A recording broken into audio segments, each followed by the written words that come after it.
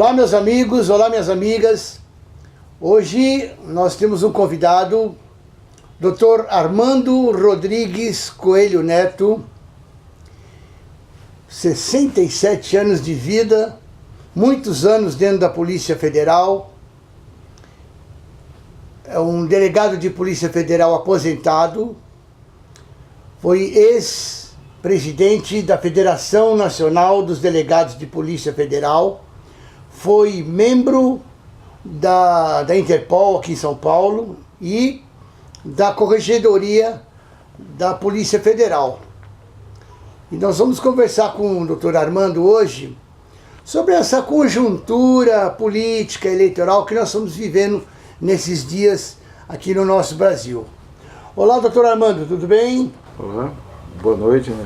Boa noite ao pessoal que prestigia aqui o seu trabalho. Que bom a gente poder conversar sobre o que está acontecendo por aí, né? Exatamente, a gente tem a ideia sempre de conversar com os nossos espectadores sobre questões que a gente vive no dia a dia. No nosso programa é sempre assim, a gente sempre traz uma pessoa de um conhecimento para poder esclarecer os nossos ouvintes, os nossos espectadores, sobre essa conjuntura política que a gente vem vivendo, essa sociedade, essa cultura, esse país, né? Sempre no sentido de democratizar os meios, informar na luta pelos direitos e pela igualdade e pela melhoria desse povo brasileiro. Doutor Armando, anos de luta na Polícia Federal. Escritor de um livro chamado Rádios Comunitárias Não é Crime. Então já dá para entender que o nosso amigo é um lutador também pela democracia da comunicação. Como é que se dá essa luta hoje da democracia da comunicação, sabendo que os meios de comunicação estão tão monopolizados nas mãos de poucas famílias e fazendo uma linguagem única, um pensamento único para essa população? Essa discussão, né, do controle dos meios de comunicação digamos assim, teoricamente por 7 a 10 grandes famílias no Brasil, isso é uma discussão que vem permeando todos esses debates desde que nós nos conhecemos, travando a luta pela democracia nos meios de comunicação. Então isso é uma coisa assim que é absolutamente preocupante na vida brasileira, porque se estabelece, né, uma linha de pensamento único. Eu costumo dizer, por exemplo, que você tem uma emissora como a TV Globo, em que ela tem seus concorrentes, quem não concorre com a Globo imita a Globo, quem não concorre nem imita, debate a programação da Globo. E aí a gente fica tudo girando em torno de um mesmo pensamento. E mais ou menos na mesma linha você vê essa coisa se desenvolvendo nos outros meios de comunicação. Então realmente é preocupante, porque assim, é um pensamento, vamos dizer assim, ditatorial, disfarçado de uma diversificação de pensamento, que no fundo é uma narrativa comum de defesa dos próprios interesses aos quais esses meios de comunicação representam. O alternativo dessa comunicação, a gente chama de rádio comunitária, esses meios alternativos que de algumas poucas décadas para cá vem surgindo na nossa sociedade. Como é que o senhor vê esse surgimento dessas emissoras e qual o papel deles na formação do conceito social do povo na questão política, econômica, cultural? Olha, eu até achei até durante eu vim redescobrir o papel do rádio mais recentemente, né? Mas eu até achava que com o advento da internet, essa questão da radiocomunicação, ela ficaria num segundo plano. Mas existe realmente a radiofonia, ela tem a sua magia própria, né? Aquela coisa de você estar se informando enquanto você está fazendo outra coisa, você está se movimentando. Então a rádio tem ela dá essa liberdade para o ouvinte, né? De forma que a rádio tem a sua mágica, tem a sua importância no sentido de que você pode falar, você pode se informar enquanto você faz outra coisa, que resumidamente seria esse pensamento. Então isso cai um pouco por terra quando eu achei que a internet faria com que o rádio em si perdesse importância. E tanto não é que as outras emissoras estão aí, né? Você vê emissoras com grande potência, fazendo um grande poder de influência nos meios de comunicação, sobretudo na classe média mal esclarecida, né? E a rádio, realmente, a gente continua com aquele velho problema de que o futuro realmente tem que ser as pequenas emissoras para poder falar com as comunidades. Esse monopólio assim, centrado nas mãos de poucas famílias, isso não interfere no pensamento comum? Não, isso aí é a ditadura do pensamento, né? Isso aí, para mim, é fato consumado, isso aí vamos dizer assim, é a falsa pluralidade de ideias. Isso né? As emissoras, eu já vi pesquisas realizadas dentro da USP em que os telejornais, naquilo que é essencial, eles não fazem diferença, o pensamento é um só. Isso aí é absolutamente preocupante, porque é o seguinte, você acaba não abrindo muita alternativa para, nesse aspecto, nesse ponto, nessa mídia, para o povo, realmente não. Parece então que essas grandes mídias afunilam um conceito único. Sim, o ideal é você ver, por exemplo, o processo pelo que passou o país, né, no golpe de 2016, você vê e percebe que houve toda uma orquestração, vamos dizer assim, em que havia uma unidade de pensamento convergindo para que se formasse um único pensamento para canalizar as pessoas, criando um discurso, toda uma narrativa para facilitar as pessoas aceitarem a derrubada de um governo. Isso aí é com certeza.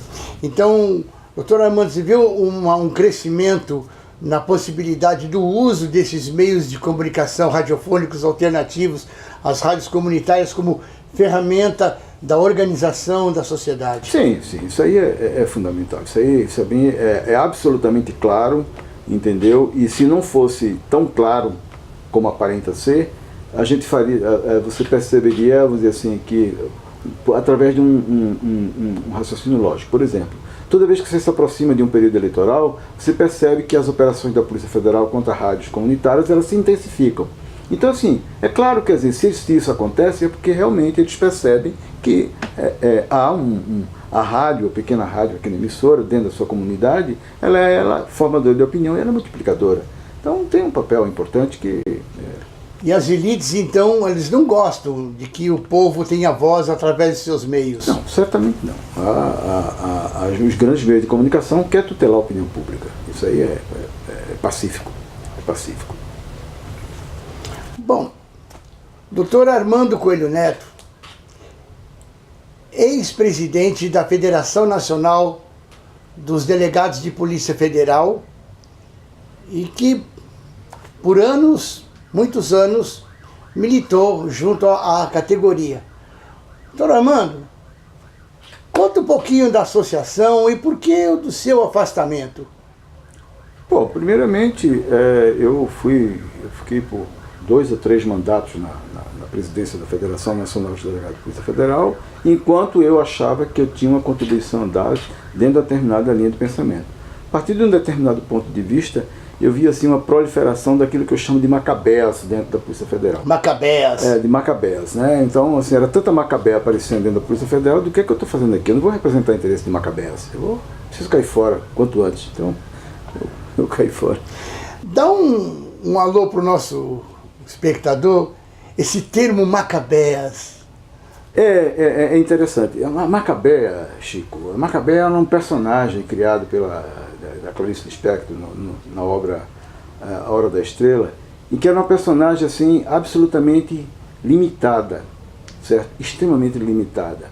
A Macabéa, a Clarice Lispector diz assim, a Macabéa é como um cachorro não sabe que é um cachorro, e a Macabéa não sabia que ela não sabia que ela era Macabéa. E aí é o seguinte, a vida da Macabéa era ouvir a rádio relógio, ouvir o horário tic, tic, tic do relógio, e a cada intervalo de segundos, ela ouvia informação.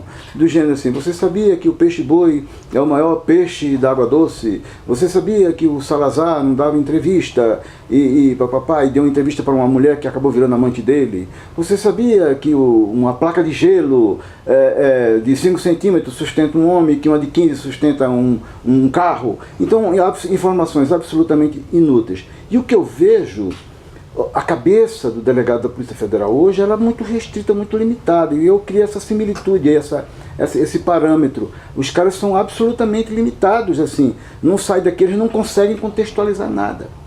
Olha, quando eu falava, por exemplo, os caras falavam assim, o PT aparelhou o Estado, Fala, me mostra um carcereiro, me mostra um chefe do protocolo que é do PT.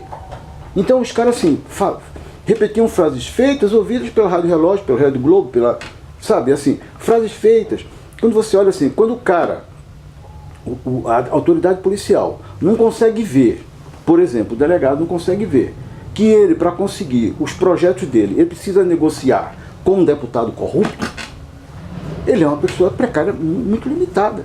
Então o conceito dele de negociação, de limitação, de travar a luta política é muito restrito, entendeu? Então é o seguinte, um político precisa conversar com outros de ideia divergente e até não necessariamente honesto, porque o voto de um corrupto tem o mesmo voto, tem o mesmo valor de um voto de um honesto. Então assim, se o delegado não consegue contextualizar, olha que você vê, por exemplo, um absurdo agora. Você vê, por exemplo, o que é essa briga dos delegados com os procuradores da República com relação à colaboração premiada. É uma briga dos delegados porque eles querem conversar com os corruptos. Eles querem negociar com corruptos. Aí assim, eles estão negociando em nome de um bem maior? Então é o seguinte, dentro da política também existem bem maiores que são os interesses do povo. Então se você não consegue fazer uma análise objetiva do que está acontecendo, do coisa com coisa, e não deixar se impregnar por os fóruns de São Paulo, pelos exércitos vermelhos, você vai ficar com a cabeça de macabeia. Então é o seguinte, eu vi muita macabeia dentro da Polícia Federal. O que é que eu vou ficar fazendo aqui representando o interesse dessas macabeias? Vou embora. Resumidamente é isso aí.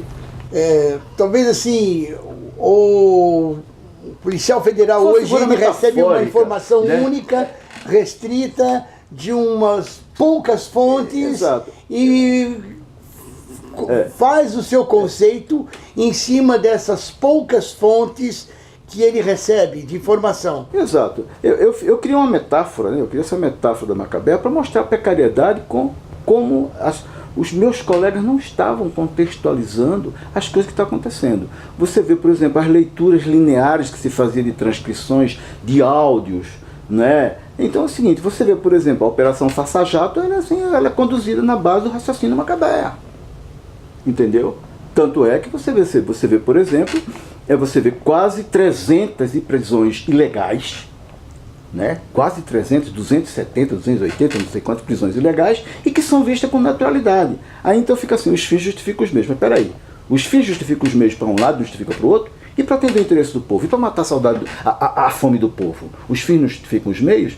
Então é o seguinte, então é preciso que a gente tenha a noção de discernimento e não cometer exageros na base dos fins justificam os meios. Então, assim, é essa visão que eu tenho, entendeu? Eu tenho muito respeito, muito carinho pela minha categoria, até porque é o seguinte, a minha história, né, de vida foi dentro da Polícia Federal, né? Eu dei minha contribuição enquanto representante de classe, eu dei minha contribuição enquanto no produto da Polícia Federal, que era o inquérito, ou seja, na qualidade do inquérito e na fiscalização daquilo do servidor, enquanto produtor de um serviço para o serviço público. Então, a minha ideia de serviço de Polícia Federal era uma ideia da Polícia Federal cidadã, de serviço como verdadeira prestadora de serviço público.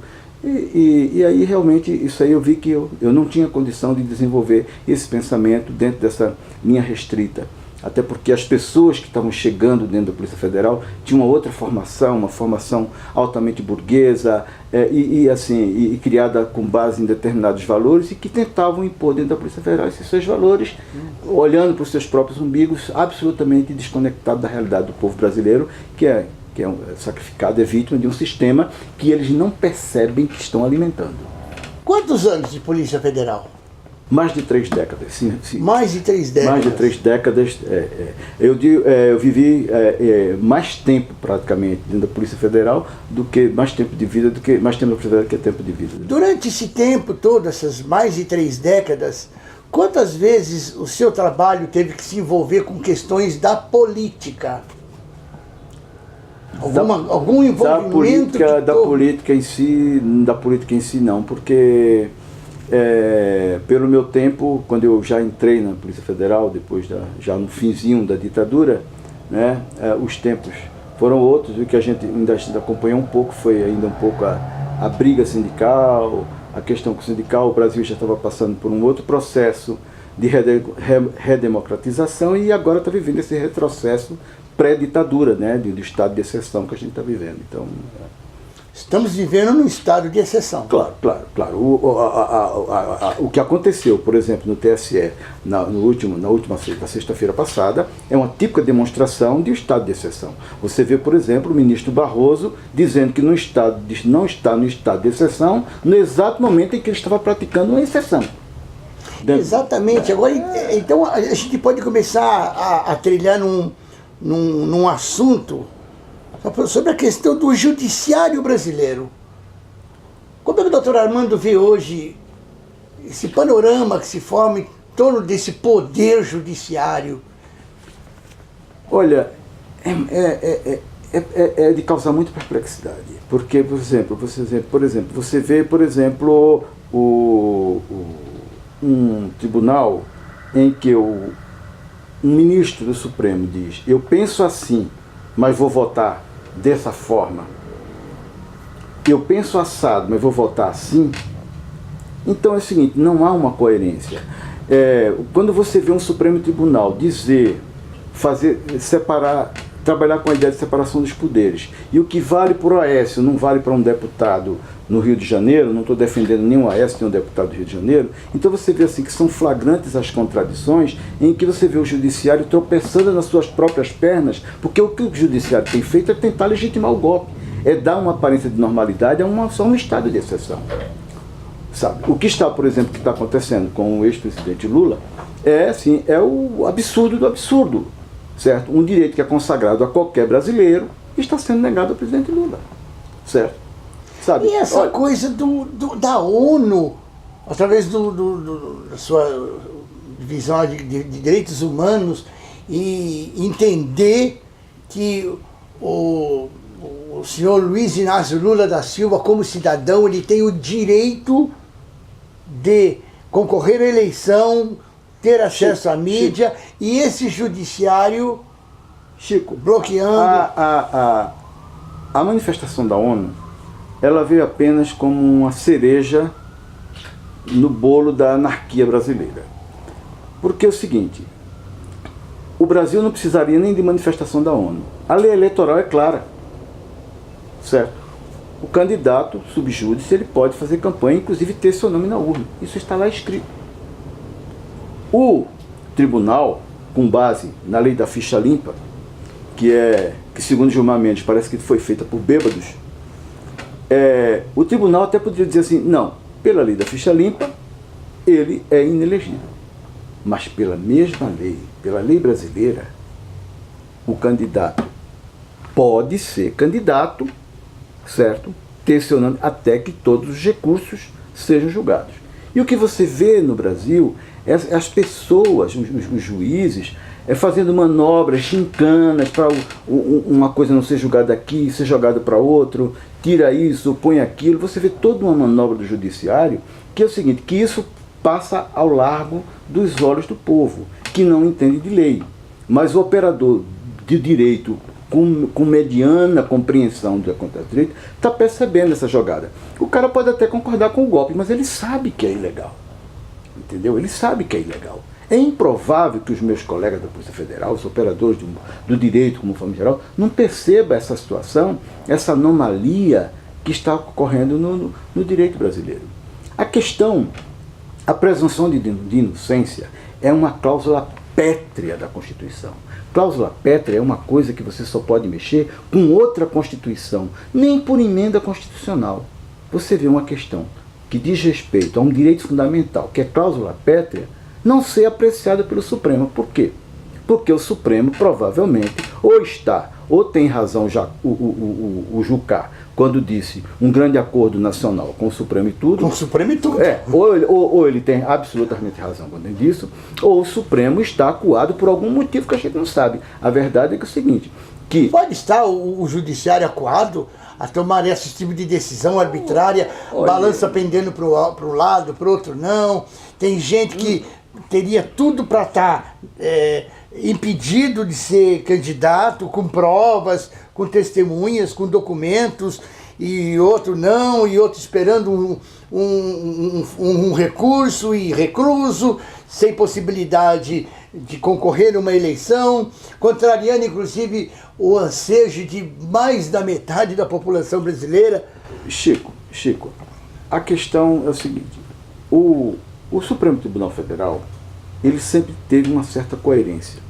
Apesar de todas as escrotices que se dizia a respeito, né, inclusive rotulando o Supremo Tribunal Federal como um grande balcão de negócios, que era o que se corria às bocas dos bons ou maus advogados, das grandes bancas, era o que surgia assim, tinha essa pecha, né, apesar de todo o respeito que se tributava e que se tributa, que se tenta tributar ao Supremo Tribunal Federal. Mas ele tinha uma postura mais sóbria, mais séria, com posturas definidas. Hoje em dia, o que você vê, qualquer sessão do Tribunal Federal virou espetáculo.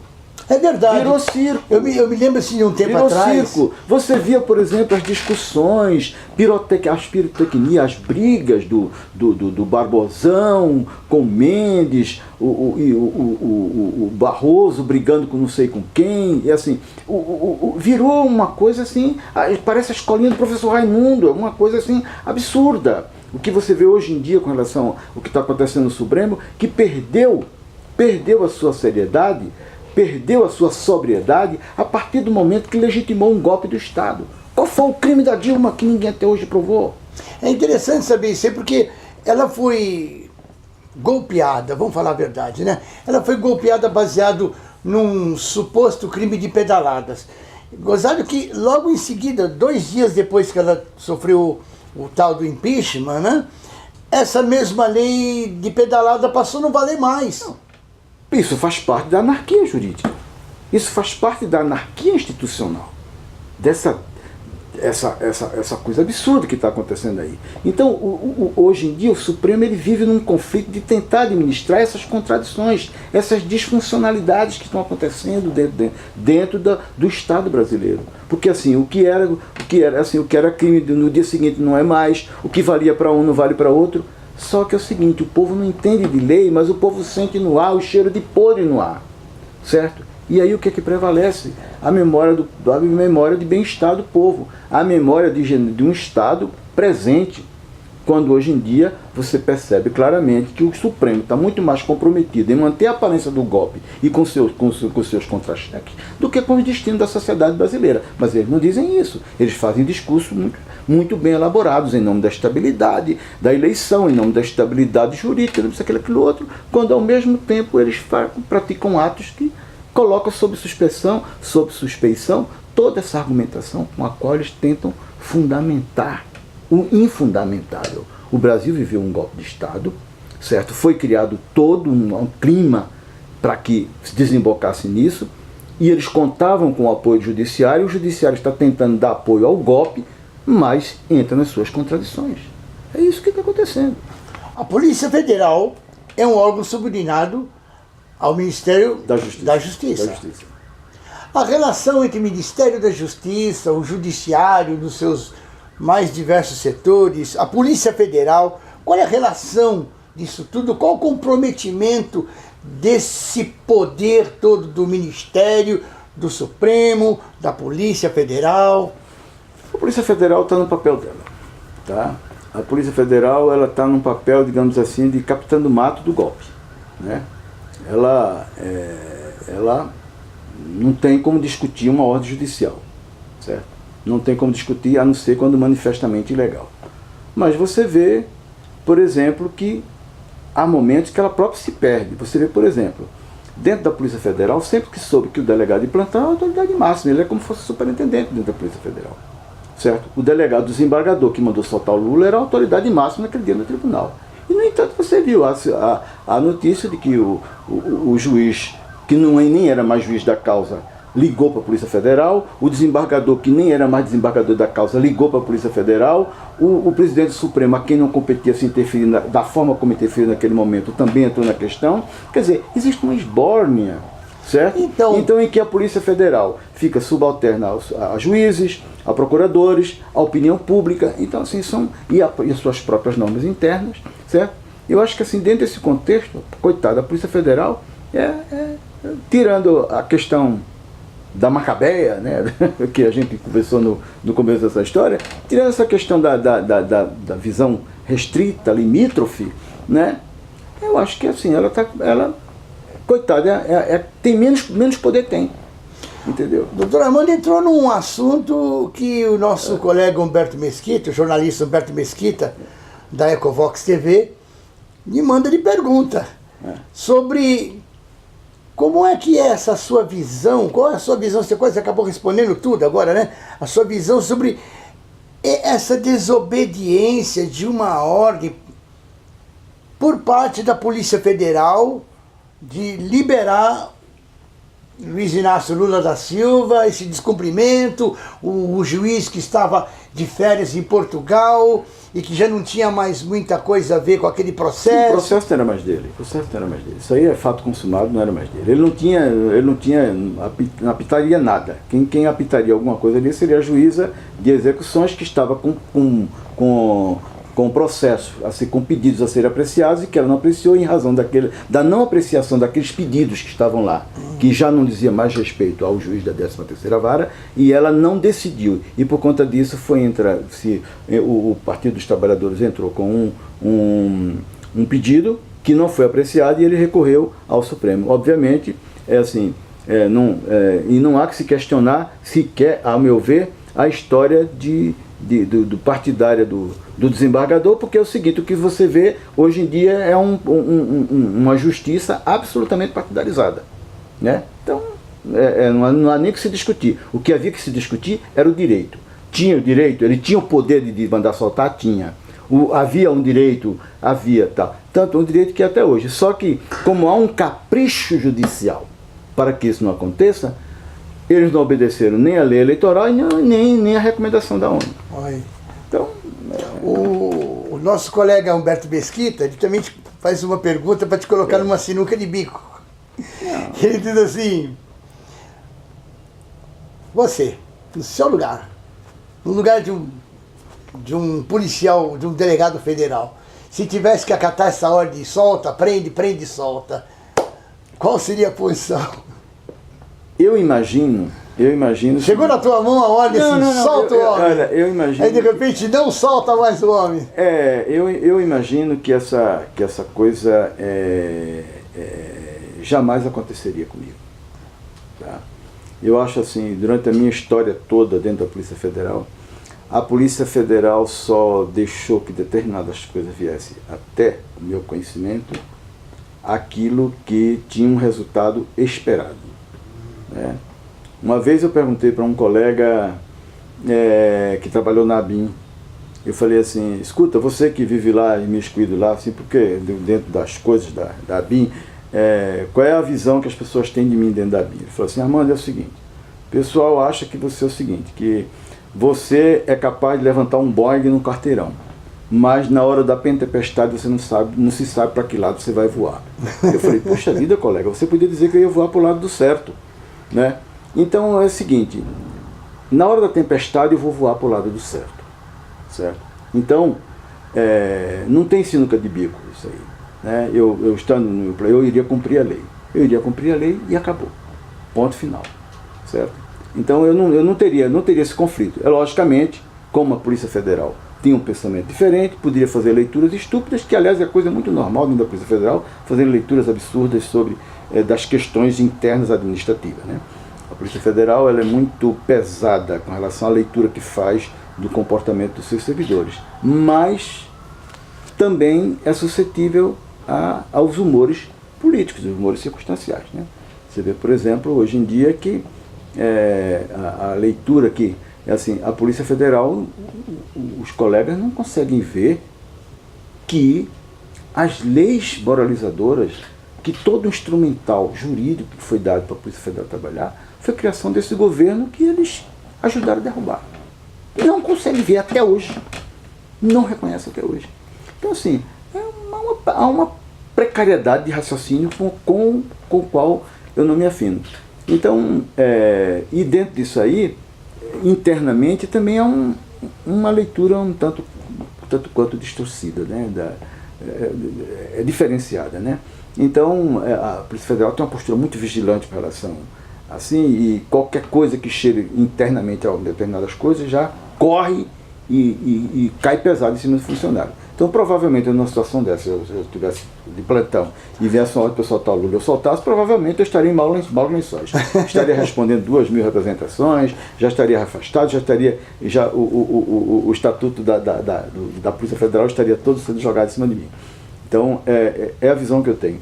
Mas eu continuo, sei lá, confiante de que a soberania popular se imponha, né?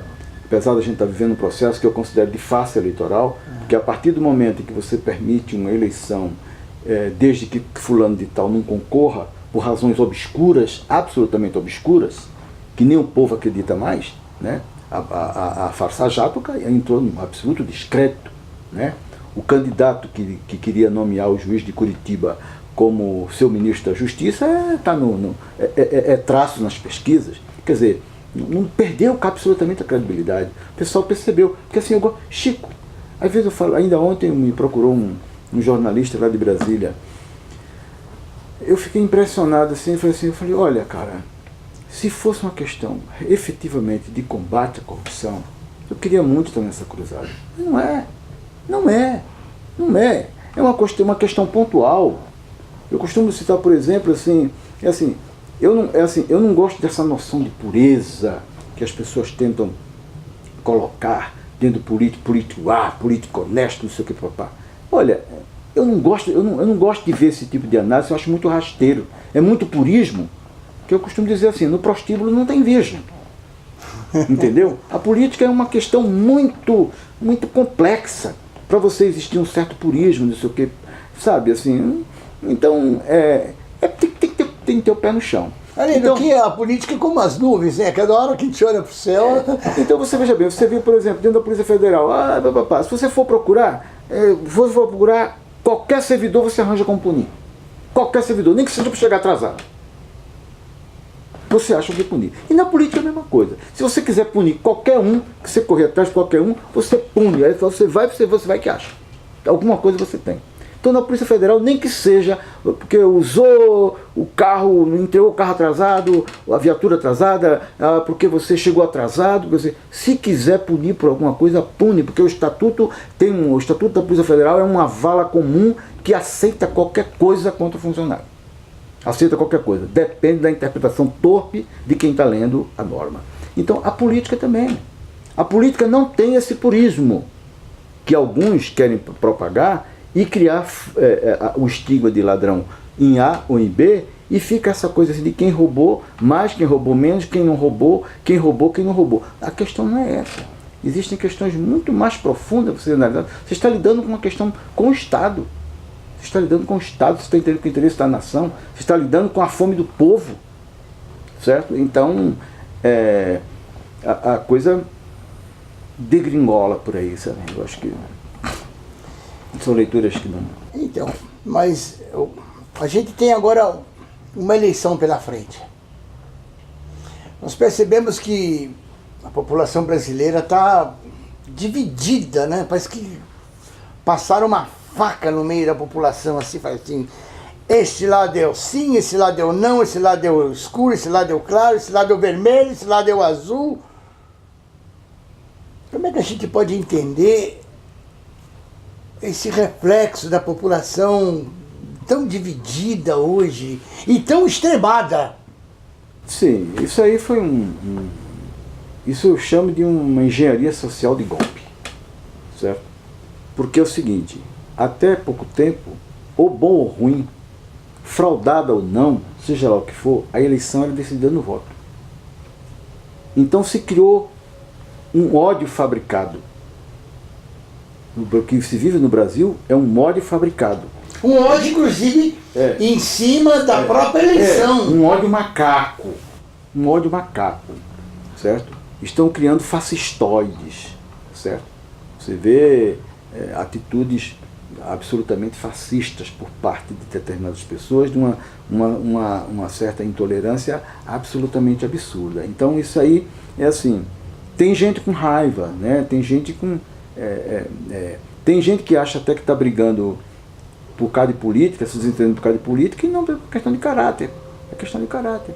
Eu acho que questões, por exemplo, como aborto, homofobia, preconceito contra negro, preconceito contra índio, a violência contra a mulher, isso aí não é uma questão política não, isso é uma questão de caráter. Então tem gente que está misturando caráter com caráter, certo? Se o caráter é odiento, misturando com política. Então, eu acho assim que era preciso, para fazer o golpe, era preciso criar todas as condições. Para se dar o golpe de Estado de 2016, era preciso criar o ódio entre as pessoas. Isso era fundamental, certo? Era preciso enganar, manipular as pessoas, levá-las para as ruas, para elas acreditarem que estavam acreditando numa coisa boa. Eu gosto de dar um exemplo. Por exemplo, você vê aquelas manifestações de 2013. Eu me lembro que no começo do ano de 2013, por volta de março, abril, a popularidade da Dilma estava acima de 65%. Aprovada pelo povo, aprovada pelos empresários, aprovada pelos índices internacionais, pelos avaliadores da economia internacional. Não é possível... Isso começo de 2013. Não é possível que essas pessoas, essas autoridades de economia, nacionais e internacionais, estivessem todas equivocadas com relação ao Brasil.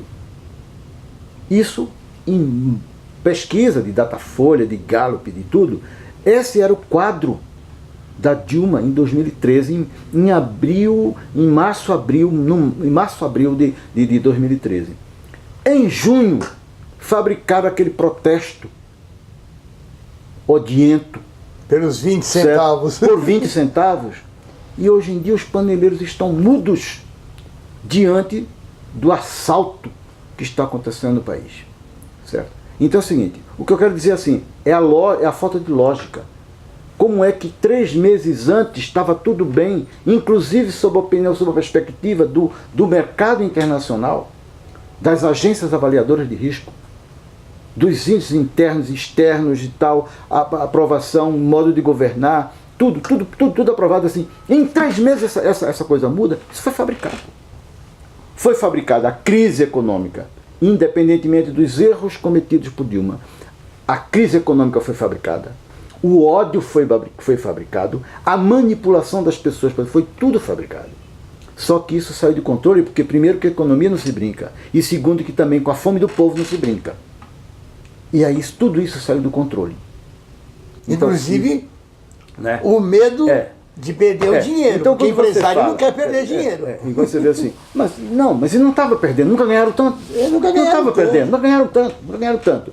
Então é o seguinte, eu vejo muita clareza, certo, que tudo isso fez parte dessa engenharia do golpe. E assim...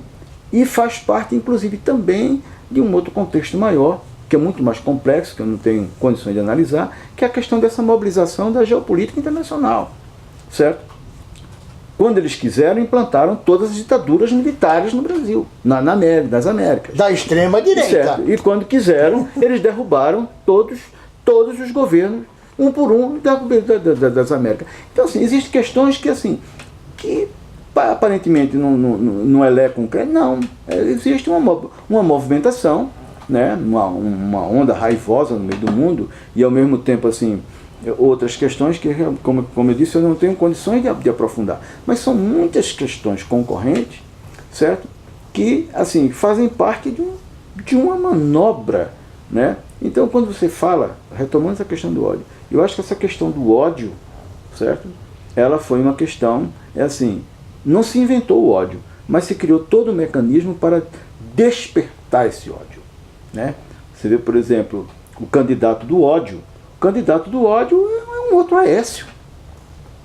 O ódio ao pobre que o Aécio Neves encarnava, era encarnado no coisa, porque assim, é um tipo de voto que é o seguinte, não é um voto de convicção disso aqui. Você tem uma minoria que pensa assim, que pensa assado, que tem uma paranoia anticomunista, que não sei o que, papapá. Você tem uma minoria, mas é uma minoria que assim, é ódio a pobre, é ódio ao Partido dos Trabalhadores, é o ódio a Lula, e qualquer coisa que se pareça com o Lula, que se pareça com o PT.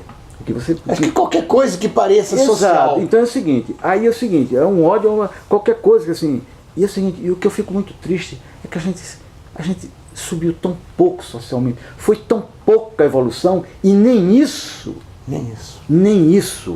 a nossa elite. Gozado que certas pessoas ainda com pouco esclarecimento fica dando uma peste de comunista.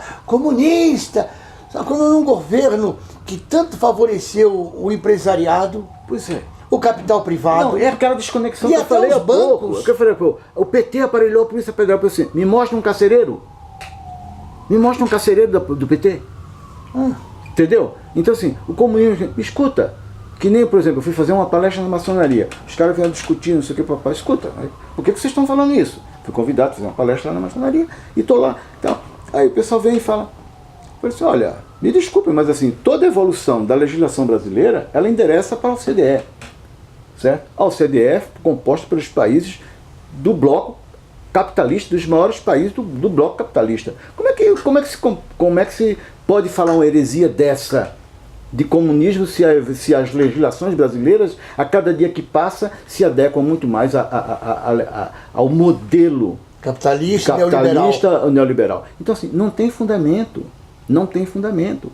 Então assim, qualquer coisa, sabe? Outro dia eu achei uma coisa engraçada assim, a situação no Brasil é tão estúpida que eu chego uma pessoa e fala assim, olha, eu só tenho uma bronca do PT. A única bronca que eu tenho do PT, a pessoa disse, a única bronca que eu tenho do PT é que realmente os médicos cubanos eram médicos. Porque o que se espalhava é que os médicos cubanos eram guerrilheiros, eram pessoas que vinham aqui. Porque assim, o que a gente mais precisa nesse momento é de nacionalismo. Eu estou perplexo com o papel das Forças Armadas. Eles estão batendo continência para um canalha. É um absurdo que a gente está vivendo. As nossas Forças Armadas.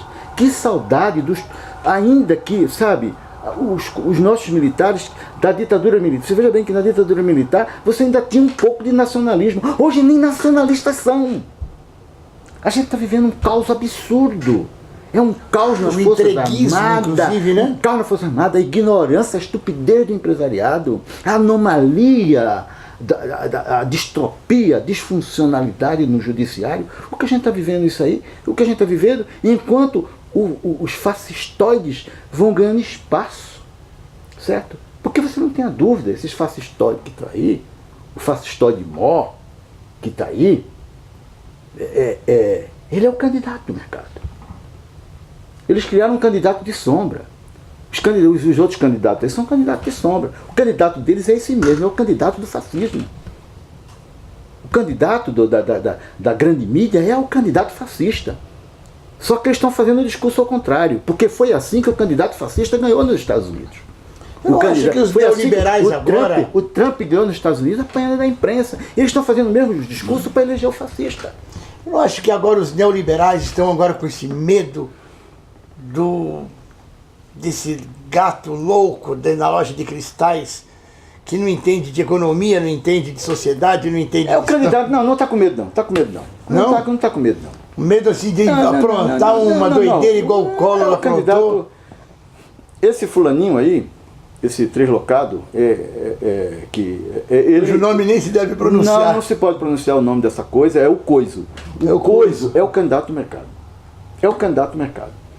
Eles aprenderam que o Trump cresceu apanhando da imprensa. Então eles estão aplicando o mesmo remédio.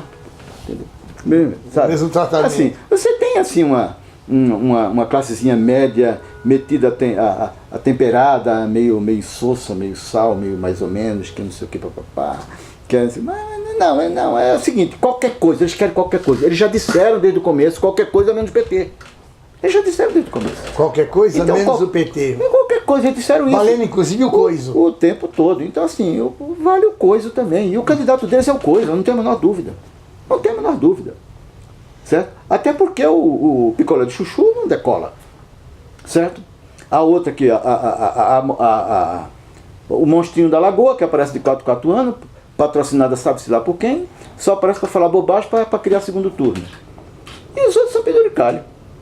Desses outros que estão aí, o mais assim, me parece assim, o mais sensato, tirando o candidato da preferência popular, né, que é o Lula, né, tirando o Lula, que é o candidato de preferência popular, o que sobra é o Ciro Gomes, com expressão para, enfim, e estatura, né? O Ciro tem uma postura de estadista, né? Os demais não tem a estatura de uma Marina, sabe? Não tem expressão de nada, ela é inexpressiva, é assim, ela parece uma coisa manipulada para levar a eleição para o segundo turno, né? O picolé de chuchu está desmoralizado porque está no acordão do golpe, né? E agora ele está escondido, né? O Temer. O Temer vai e declara apoio ao picolé de chuchu. O candidato que quer ter o juiz de Curitiba como coisa virou traço na pesquisa, né? E aí você tem os candidatos que falam coisa com coisa, mas que não tem expressão, certo?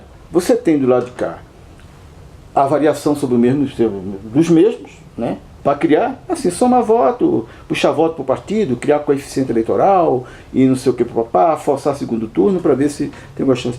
Mas o mercado está definido, eles estão definidos, eles já têm um candidato deles, certo? O candidato deles é qualquer coisa.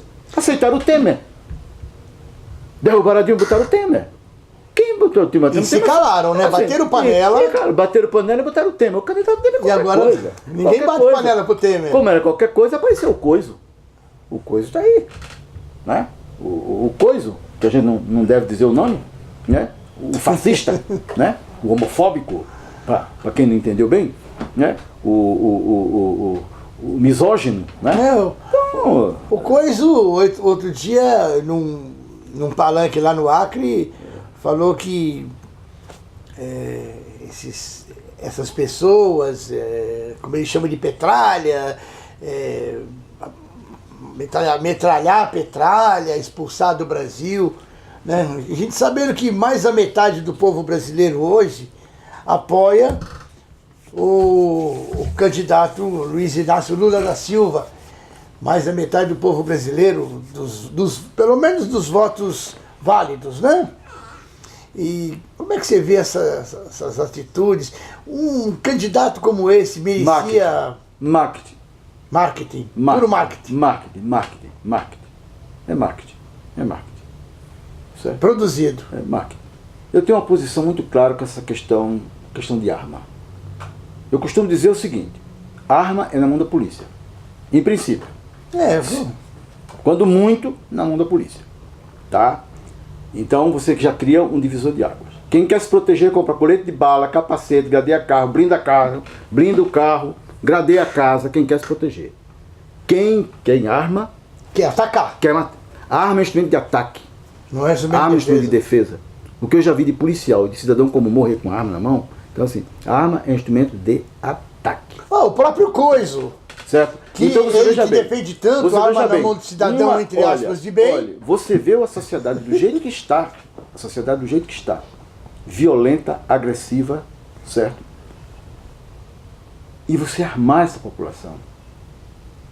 Isso é um discurso de uma irresponsabilidade muito grande.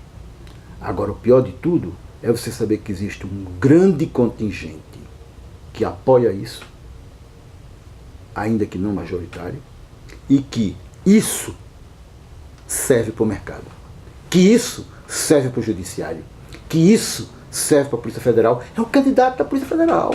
E serve para a repressão. É o candidato da Polícia Federal. O coiso é o candidato da Polícia Federal. Se você fizer uma enquete lá dentro, só dá o coiso. Só dá o coiso. Aqui e ali tem um que resvala para a Marina. Mas é o seguinte, entre qualquer candidato popular e o coiso, eles ficam com o coiso, porque quem engole Temer, engole o coiso. Quem engole o Temer, engole o coiso. Então, assim, não há princípio. Não existe na defesa de um programa. Não conseguiram fazer até hoje a distinção entre um Estado com direitos e sem direitos. O que o Partido dos Trabalhadores, por exemplo, e outros partidos propõem, é um Estado com direitos. E eles não querem um Estado com direitos. Não conseguem fazer uma distinção entre um Estado com direitos. E olha que o Partido dos Trabalhadores... Até que a gente consiga evoluir para outra coisa. Sabe? Porque assim, a gente vive, por exemplo, eu particularmente, eu vivo entre duas utopias. Estado presente e Estado nenhum. Certo? Eu vivo entre duas utopias. Certo? Mas acontece o seguinte, na situação que a gente vive, a gente não pode ter esse Estado mínimo no Brasil, vive Estado nenhum. É Estado ausente. Não é nem Estado nenhum, é Estado ausente. Estado nenhum é não existir o Estado. E Estado ausente é o Estado existir e deixar o museu pegar fogo. É. E olha que o Partido dos Trabalhadores nem é tão revolucionário assim, né? A ponto de mudar radicalmente. Pelo amor de Deus. É o partido... Pelo amor de Deus, dizer que o Partido dos Trabalhadores fez um governo de esquerda e de comunista, isso aí só pode ser burrice crônica. É de uma estupidez que não tem precedentes. Me explique isso. Burrice, Macabeia. Mas por quê? Macabeia.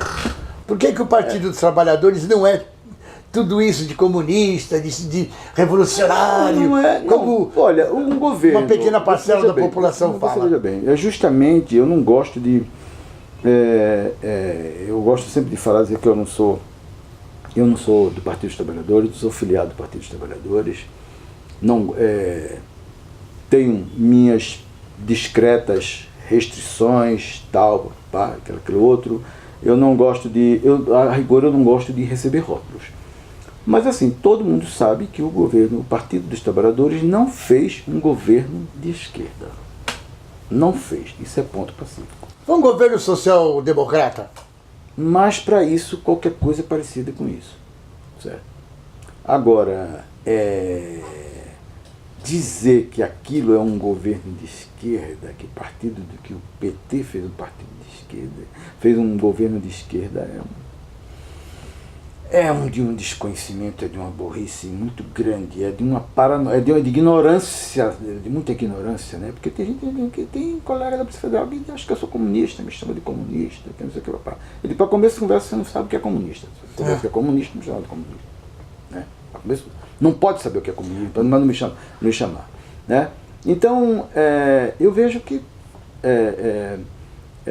não foi o Partido dos Trabalhadores não fez um governo de esquerda, certo? Fez um governo em que procurou promover algumas inclusões sociais, e é para isso que eu bato palmas, certo? Um governo que veio e tirou pelo menos 16 milhões de pessoas da miséria, merece todo o meu respeito. Um governo que veio e criou as leis moralizadoras que criou, merece meu respeito, que valorizou o serviço público da forma como valorizou, merece meu respeito. A educação. Um governo que projetou o Brasil da forma como projetou internacionalmente, ao ponto do Obama chegar a dizer que o Lula é o cara, certo? Merece, tem todo o meu respeito. Tem todo o meu respeito. Sentar lá no G8, tem, né? todo o meu respeito. Né? Então, eu vejo sob essa perspectiva. E agora, daí dizer que o Lula é um cara... Sabe? Outro dia eu escrevi um texto para o GGN, que eu falei assim, a grande sorte, ou talvez o azar do Brasil. Eu não sei se por sorte ou azar. Mas assim, a sorte ou o azar do Brasil é que o maior líder deste país é um pacifista. É um negociador. Imagina se esse cara, com a liderança que ele tem, ele fosse um incendiário. Você imagina um negócio desse. Então assim... O povo busca por incendiários? Isso faz... Pergunta que eu faço. Aumenta a grandeza do Lula. A grandeza do Lula. Sabe? O maior líder dessa história deste país. Isso faz dele... É um conciliador. Sim, é um pacifista conciliador. Conciliador até aos extremos, ao transigir com canalhas. Às vezes. Mas isso faz parte da democracia. Eu volto àquela história lá do começo. Os meus colegas da Polícia Federal, quando quer apresentar projeto, ele não quer saber se o deputado é honesto ou se não é honesto, não. Ele quer o voto. Certo? Ele quer o voto para aprovar o projeto que interesse a categoria. Então, por que o voto? Aquela história do começo. O voto de um corrupto tem o mesmo o valor de um voto de um... Então é o seguinte, na hora H existem determinadas situações que as questões são práticas, que elas se dividem no voto, que tem se é 50 mais um, quem tem, tá, certo? Quem tem, você vê, por exemplo, o tempo majoritário, o tempo de televisão. Então, assim, são todas as circunstâncias materiais que você tem que lidar com ela, que você pode ter que deixar um pouco o purismo de lado para fazer um enfoque mais razoável, né? Se você tem que mostrar algum... Chico, você vê aquela palhaçada todinha da Farsa Jato. E você... Farsa Jato. Farsa Jato. Eu me recuso a chamar aquela farsa política por outro nome. Aquilo é uma farsa.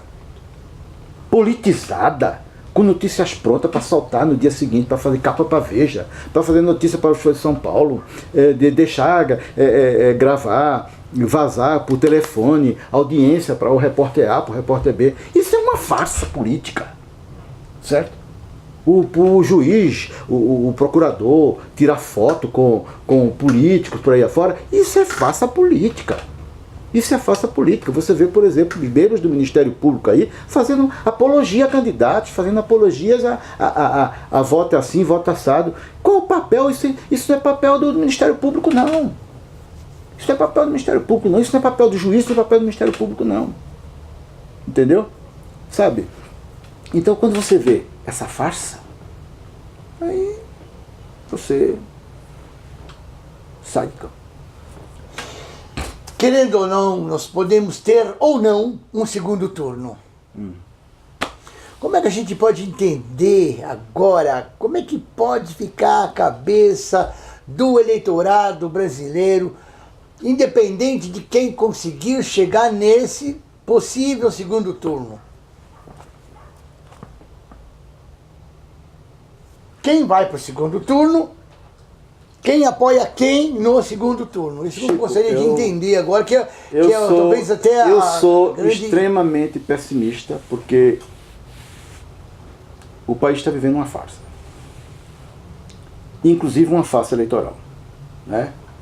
Quando você inventa um campeonato, desde que fulano não participe, está fora, né? Você vê, por exemplo, lembra naquela época das brigas da União Soviética com os Estados Unidos, nas Olimpíadas e tal, papapá. Então, nas Olimpíadas que os Estados Unidos, que a União Soviética teve fora, os Estados Unidos teve mais medalha. E na outra que os Estados Unidos foi o inverso. Então é o seguinte, quando você elimina determinados concorrentes, você acaba... Então, o Brasil está vivendo uma farsa desde o golpe de 2016, certo? A Dilma foi afastada sem crime, o processo do Lula é uma farsa, Lula foi condenado sem provas, o tribunal reforçou porque, segundo o Jucá, é um acordo nacional com o Supremo e tudo, então eu acho que não dá para pular uma casa, certo? A postura do Supremo Tribunal, nós já discutimos aqui hoje, é uma postura absolutamente suspeita pelas contradições que eles mesmos não conseguem explicar, como eu já expliquei aqui, né? O TSE dizendo que o Brasil não vive um estado de exceção exatamente no momento que está fazendo exceção para tirar Lula do pleito. Então, dentro dessa farsa, é assim, eu penso que, aí eu volto ao meu raciocínio inicial.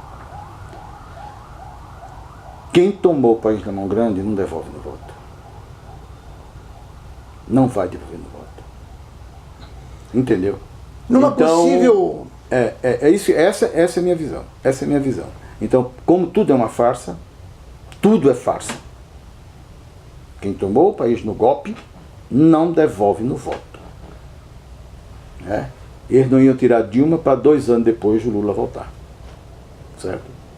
Eles não iam derrubar um Estado com direitos para 2 anos depois esse Estado com direitos acabar com os direitos por 2 anos e depois o Estado com direitos voltar. Então, eu acho que é assim, o que eu falo assim, essa é a minha dor, é cruel para mim, essa realidade ela é muito dura para mim, mas para mim ela é muito real. Mas, dentro da farsa, vai ter se houver, né? Se houver eleição, se houver segundo turno, né? Eu acho que mais uma vez a gente vai ter um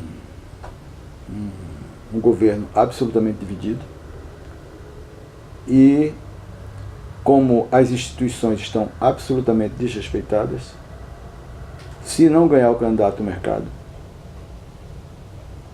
a gente vai ter muito problema pela frente. O legislativo, o reflexo do legislativo, né? Digamos assim, a chapa Brasil Feliz de novo vence. Mas a gente sabe muito bem que existe um outro lado do eleitorado que apoia o coiso, apoia os neoliberais, apoia o golpe, e quem sabe até os caras acabam colocando bastante deputados lá no Congresso contra um projeto de governo da Frente Brasil Sem Medo. Essa Frente Brasil Sem Medo governa com um legislativo dividido? Ninguém governa com o legislativo dividido. Ninguém. Ninguém. Só governa assim. Fazendo banquete dentro de iate, oferecendo jantarzinho, como o Temer vem fazendo. Certo? Então vem impondo o que quer. Eles estão mornos, por enquanto, porque estamos no ano eleitoral e ninguém quer se expor. Então, a gente precisaria realmente de uma reforma política muito profunda. Isso, muito reforma profunda. Política. Agora vamos falar sobre essa reforma política muito profunda. Porque é o seguinte, Chico, eu volto àquela questão da Força Jato. Fizeram. Você liga a televisão e você vê o horário eleitoral exatamente igual. Você sabe que as campanhas que estão sendo por aí estão sendo pagas. Você sabe que vai continuar, que ninguém vai conseguir governar se não tiver uma maioria. Então está tudo igual. Foi tudo preparado para derrubar um governo e ponto final. Isso é muito claro para mim. É primária, de uma clareza, sabe, cristalina. Cristalina. Não tem como governar sem se compor. Uma reforma política. Como deveria ser essa reforma política? Chico, essa resposta eu vou ficar te devendo. Eu vou ficar te devendo. Porque... Essa é para jogar na parede? Não é, porque é o seguinte, eu acho que a questão é tão complexa, passa por que eu poderia responder qualquer coisa, né? Então, eu prefiro não responder essa pergunta, até porque assim, eu não tenho um raciocínio muito bem elaborado de como seria, certo? De como seria, né? Eu sei que, por exemplo, esse modelo de presidencialismo de coalizão que você está aí, certo? Em que as pessoas precisam, os deputados precisam de espaço para ter garantir seu eleitorado, seus currais. E isso se faz com cargos, com aprovação de medidas, assim. Então, olha, você vai criar uma legião de bons samaritanos. Quem vai ser esse ser acima do bem e do mal, que vai chamar os cidadãos de bem para governar com limpidez e transparência e não sei o que, papapá? Eu não sei quem é essa figura. Então, assim, eu acho que as pessoas que estão muito mais engajadas, mais enfronhadas no meio político, elas teriam condições, talvez, assim, de já esboçar uma ideia. Eu estou naquela de que, assim, eu não sei por onde é, mas só sei que não é por aí, sabe? Quando você vê tudo se repetindo, certo? E a lógica primária, o cara vai assim, escuta, eu vou votar esse projeto em nome de quê? Vou votar por quê? Né? Então, é preciso que você tenha realmente candidatos, né? E com o perfil, por exemplo, você tem, por exemplo, candidatos, Chico, que os candidatos que vão se eleger são os mesmos que têm dinheiro, são os mesmos que têm os meios de comunicação. Você não vai ter mudanças substanciais no Congresso. Você não vai ter. Mesmo os candidatos à esquerda. Alguns da esquerda certamente vão cair um pouco fora porque vai faltar dinheiro. Isso com certeza vai faltar dinheiro. Porque é o seguinte, as campanhas são feitas com dinheiro e as doações, entre aspas, eram republicanas. Só que a Força Jato conseguiu criminalizar até as doações legais. Até as doações legais foram criminalizadas. Né? Porque assim, não há, se é permitido por lei fazer doação, então só que se criminalizou. Bastou receber dinheiro de uma empresa X para aquele dinheiro, para presumir que aquele dinheiro saiu do caixa 2 e não foi do caixa 1. Então, foi um terror de Estado. A Força Jato criou um terror de Estado tão estúpido que só a história, um dia alguns analistas, os escafandristas do escombro da democracia brasileira, poderá apurar melhor o que aconteceu. Mas acontece o seguinte, até as doações legais foram criminalizadas. Não se distinguia, a mídia fazia questão de não distinguir o que era dinheiro. Bastou dizer, recebeu, não quer saber se foi legal ou se foi ilegal, se foi declarado, se foi legal. Não, recebeu. Por quê? Precisava demonizar alguém, precisava criar o clima de terror. A mídia teve um papel criminoso nesse golpe. Sabe? O jornalismo brasileiro, o golpe de 2016 criou o túmulo do jornalismo brasileiro. Eu digo os donos dos meios de comunicação. Eu não vou colocar aqui tudo quanto é jornalista, porque o jornalista, eu acredito também... Eu falo jornalismo, Chico, obviamente você tem jornalistas de credibilidade, você tem veículos menores, assim, mas a grande mídia como um todo, aquelas famílias... os donos da mídia, né? Os donos do poder midiático. Os Marinhos, Malafaias, Mesquitas e outras mediocridades por aí, o que você vê, o controle, tem muito claro que a mídia tem o seu controle e eles colocaram todo esse seu exército, toda essa tropa de choque para desinformar a população, né? E aí a gente acaba voltando naquele primeiro assunto nosso, exato, a democratização da comunicação tão necessária para dar o reverso. Então, Chico, eu não vou te responder a pergunta da reforma política não, porque assim, eu não consigo imaginar o que eu acho que dentro do modelo que estava, você tivesse que fazer ajustes, certo?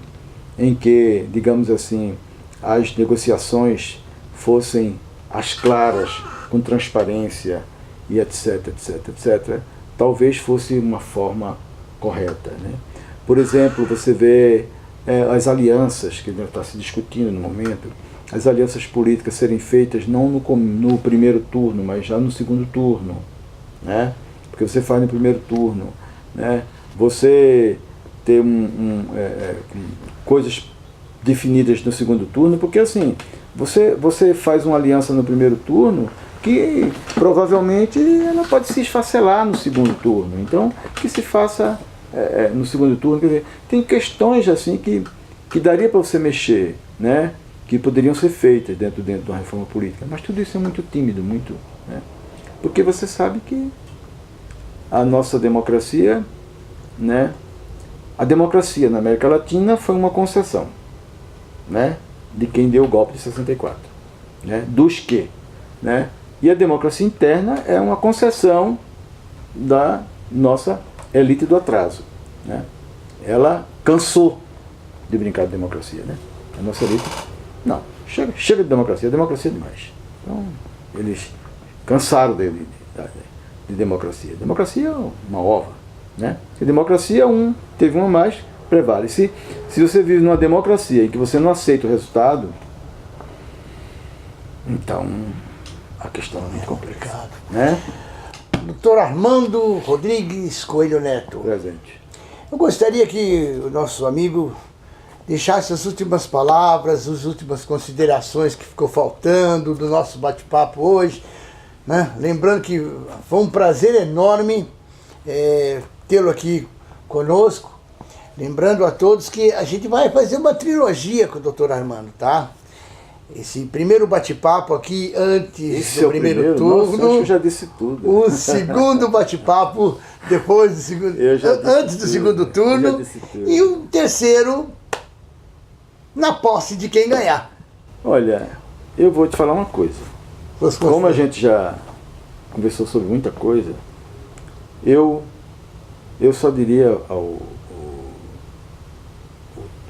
espectador, já que a gente está vivendo agora é com ele. Um período de eleição, eu acho que é o seguinte, a gente tem que prestar atenção num programa, não é nome, não é chegar aqui bonitinho e dizer assim, eu sou o novo nome. Não existe nome novo, existe programa novo. E o programa novo, ele é muito antigo, é comida na boca do pobre, é um Estado com direitos, a gente ainda precisa de um Estado com direitos. Existe um partido, ou alguns partidos, que defendem um Estado com direitos, e existem partidos que só se ocupam em acabar com os direitos. Por quê? Porque um Estado com direito, ele é caro. E a elite do atraso não quer pagar o preço de um Estado presente. Prefere um Estado ausente. Certo?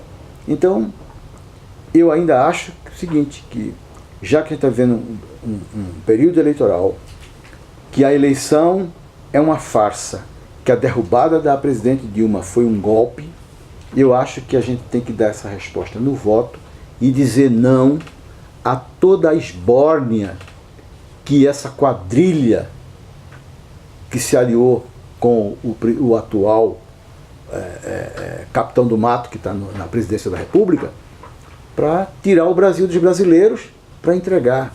Eles estão entregando a chave da nossa casa para o vizinho abrir, eles estão entregando o interruptor de luz da nossa casa para o vizinho acender, eles estão entregando a torneira da nossa casa para o vizinho abrir. Eles estão, quer dizer, tirando toda a nossa autonomia. Então, a gente quer um Estado em que nós sejamos donos do nosso Estado, certo? Que a nossa matéria-prima, o nosso petróleo, seja efetivamente nosso, certo? E que a gente crie um mecanismo de extrair, de explorar, de vender o nosso petróleo. Então, por estar se tratando de um período de eleição, o meu apelo para o eleitor é o seguinte, de fazer justiça a quem efetivamente criou um Brasil melhor. Essa é a minha mensagem. Por se tratar, em outras circunstâncias, eu daria outro tipo de mensagem. Mas como vamos ter uma fase eleitoral daqui a alguns dias, que a gente deu a resposta a essa fase eleitoral, a resposta com um voto de confiança no maior líder dessa história. Infelizmente, eu tenho que politizar a minha, porque assim, essa intenção de votos neste cidadão que fez o melhor governo desse país, essa intenção de votos é assim, é um reconhecimento, é um voto não é um voto de alienação, é um voto de gratidão, é um voto de reconhecimento, é um voto de solidariedade, e é esse voto que nesse momento o presidente Lula precisa. Essa é a minha mensagem. É isso aí. Delegado Federal Armando Coelho Neto volta numa próxima oportunidade. A gente agradece a atenção de todos. Coloca um joinha aqui, se inscreve no canal e muito obrigado, meu querido Dr. Armando. Estamos de volta com vocês. Voz do Brasil Produções, Rádio Cidadã FM do Butantã, 87,5 MHz e Rede de Rádios Comunitárias do Brasil agradece. Até a próxima, se Deus quiser.